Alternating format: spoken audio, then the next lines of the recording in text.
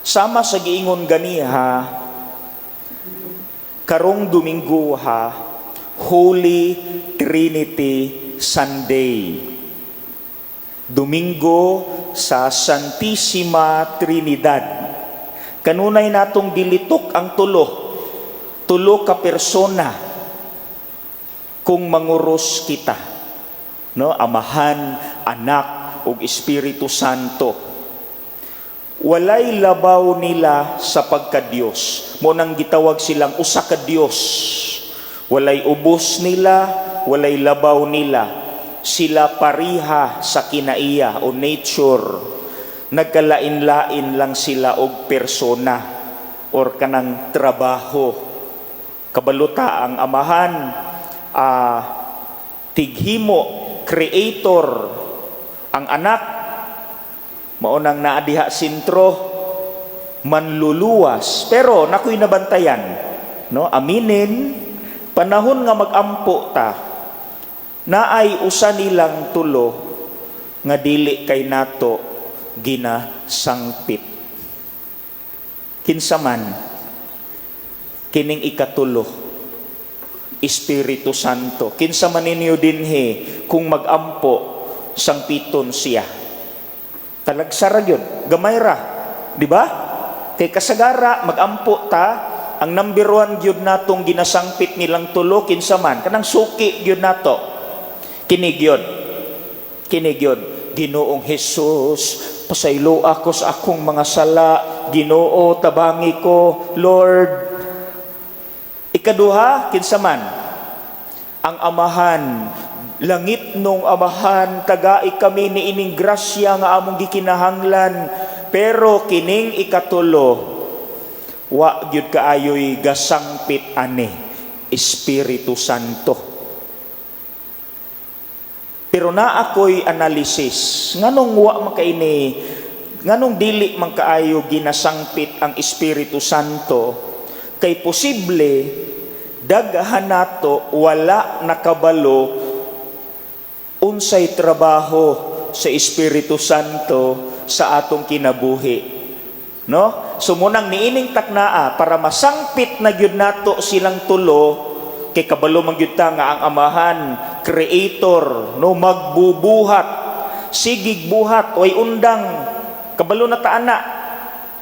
Ikaduha, ang Anak, si Jesus, manluluwas, no, giluwas ta kanunay sa kasalanan, sa kangit-ngit.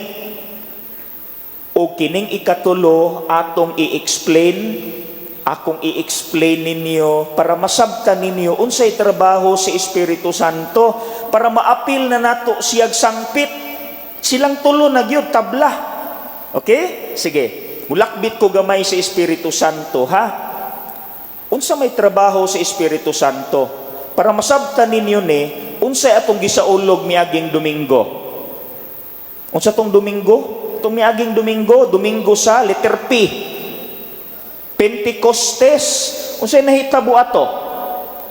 Samtang gaampo ang mga apostoles ug si Mama Mary sa usa ka kwarto, mitungha ang Espiritu Santo sa paagi nga dila nga kalayo nga mitugdon sa ilang mga ulo. Okay? Dila nga kalayo. Ang pangutana, nganong kalayo? Nganong kalayo? Nganong ang kalayo usa sa mga simbolo sa Espiritu Santo? Kay kung atong tan-awon ang kalayo, naa siya'y upat kagamit nga makasabot ta sa trabaho sa Espiritu Santo. So maning upat. Number 1, o sa may trabaho sa kalayo, kanang mga tigulang, mga nanay, tatay, di ba, nakaabot ba mo atong wala pa'y water dispenser, o sa may sudlanan natos tubig, agbanga, o sa may lutuan natos inunon, kulon, asa man nga, di ba gahi na, unsa man na sa wala pa mahimong banga, sa wala pa mahimong kulon, unsa man na siya, o sa may material ana, yuta na, yuta nga pula, ug nganong nagahi man na gipaagi nas kalayo. Kalayo ang nagpagahi sa humok nga yuta, nahimo na siyang gahi nga kulon, gahi nga banga. So ang number one, unang trabaho sa kalayo, tigpagahi. So maunay trabaho sa Espiritu Santo sa atong kinabuhi. Panahon nga kita humok, luya, tungod sa problema, musangpita si Espiritu Santo sa pagampo. Dios, Espiritu Santo, pagahia kining ako ang kinabuhi nga nahumok tungod sa problema, tungod sa kagulanan. Dali ra kay kong madugmok, dali ra kay kong matumba tungod aning akong kahuyang munang pagahia kining akong pagka-Kristiyano o Espiritu Santo. O maunay trabaho sa Espiritu Santo, tigpagahi sa mga humok nga kinabuhi tungod sa problema. So kabalo na ta ha, number 1 pa lang na. Number 2, unsa pay laing trabaho sa Espiritu Santo? Kanang puthaw, unsay makapatunaw ni ana? Gahi maging puthaw. Unsay makapatunaw sa puthaw? Kalayo. So number 2 nga trabaho sa Espiritu Santo, tigpahumok. Tigpahumok pod. So ni anang taknaa kabalo na pud ta, unsay atong isulti sa Espiritu Santo panahon nga magampo ta. Unsa man? Ginoo, pahumuka kini akong kasing-kasing nga natig-a nagahi tungod sa sala. Oh, kabalo na ta. Humuka na ba mo'y kaila, membros pamilya nga gahi kay kasing-kasing, gahi kay ulo.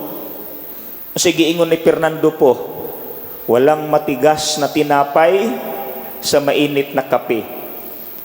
Dalahan ng tawhana sa pagampo sa Espiritu Santo. Kabalo na ka kinsay isang piton kung naa kay kaila nga bisag unsaon nimog tambag gahi gyud di gyud maminaw nimo, dalhan nas Espiritu Santo. Ingna ang Espiritu Santo o Dios Espiritu Santo kani akong membros pamilya o kaila nga gahi kaayo di gyud mo tuo, gahi gyud ulo, gahi kasing-kasing tig-a sama nga ang kalayo makapahumok sa puthaw, humuka pod ning tawhana, bag-uha siya. Oh, number 3, unsa may trabaho sa kalayo? Suga, iwag, kahayag. So basta ngit-ngit ang kalayo sa sulo. Nakaabot pa ba mo atong magsulo ta sa una? No, katong natas mga baryo, nga pa na yung mga wala pa ng mga flashlight, no, katubag yung sulo, no, may ito ang sindihan diha magsiga, no, kaabot pa ko ana kay nagdako makos 1990s. Kahayag maupo na'y trabaho sa Espiritu Santo. Hayaga ang akong kasing-kasing o Espiritu Santo kay naglibog na ko sa akong buhaton, ilabi na nga na ako'y himuon nga desisyon nga bugat, naglibog ko. Hayagi akong huna-huna para makasabot ko sa akong buhaton, sa akong kinabuhi. Sige manunta kog simba, nganong naamang ko'y daghang problema, nangalagad ko simbahan, nganong naamang ko aning pusakita. Naglibog ko, hayagi ko, sama ang kalayo, naghatag kahayag sa kangit-ngit. Hayagi ang akong huna-huna para makasabot ko sa akong pagka-Kristiyano. Maunay number 3. Number 4 kini diri gyud masulayan atong pagkataga baryo. Ako baryo man pugugad ako kay akong mama Bungkawil man iyang middle name sa una to sa taga Sikihor. Avenido iyang middle name, iyang apelyido sa una sa pagkadalaga taga Bohol. Gadako gyud mi no sa baryo. Nakainomdom mo sa una kanang lampara ba? Di ba magpalit mata gas? Kanang gas ba? Lampara man na atong gamiton, no? Kanang ginamit na sa lampara, kanang gas ana pwede mahaplas. Kasi nakasulay ana. Nahaplas sa kinumdum mo ana, pwede na mahaplas. Pero ayaw tong gikan sa gasoline station kay masunog yun imong likod ana. Kanang ginamit na ba? Kana bang nanay kalayo gikan ba? Kanang gas ana pwede na mahaplas. Wala panuhot ana. Wala mga sakit-sakit sa mga tuhod ya, mga arthritis. So pasabot, kung ang gas muagi nas kalayo sa lampara, makapaayo. So anam mo na number 4 nga trabaho sa Espiritu Santo, tig-ayo, mananambal. Sumuo po na'y trabaho sa Espiritu Santo kung naatay mga gipangbati nga sakit sa ato ang lawas o kalag, sangpiton nato siya. So karon humana na nato masabtan ang upat ka trabaho sa Espiritu Santo. So karon akong kapuso ng wali pinaagi sa paghatag og suggestion. Dili lang suggestion, ato gyung buhaton. Magampo gani ta kada adlaw ha, sangpiton nato ang Santissima Trinidad. Pinaagi sa ilang tagsa-tagsa ka mga persona, trabaho. Dapat silang tulo, dili lang nga si Kristo ra, ang Dios Amahan ra, silang tulo. Kay nakasabot naman tas ikatulo, no, ang Espiritu Santo, kada ampo nato, ato na silang sangpiton. Number 1, unsa may atong isulti basta musangpitas Amahan, magpasalamat. Pasalamat kay kada adlaw man siyang gahimo, wa man sa maguman, sige man siya buhat, no? Magbubuhat man siya. So moingon gani ta sa Amahan, langit nung Amahan, salamat sa kanunay nga grasya nga akong nadawat. Munay number 1. Number 2, ang anak. Kanunay mamputang makasala, mo may iyang trabaho, manluluwas, ato po siyang sangpiton, mangayo tagsore.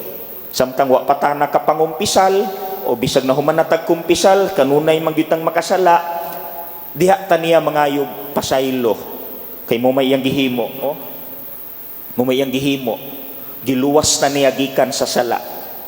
Number 3, kabalo naman taon sa trabaho sa Espiritu Santo, kalayo panahon nga naatay buhaton, no, nga mahadlok ta, malibog ta, ngit-ngit, no, wa ta kasabot, mo atong sangpiton ang Espiritu Santo.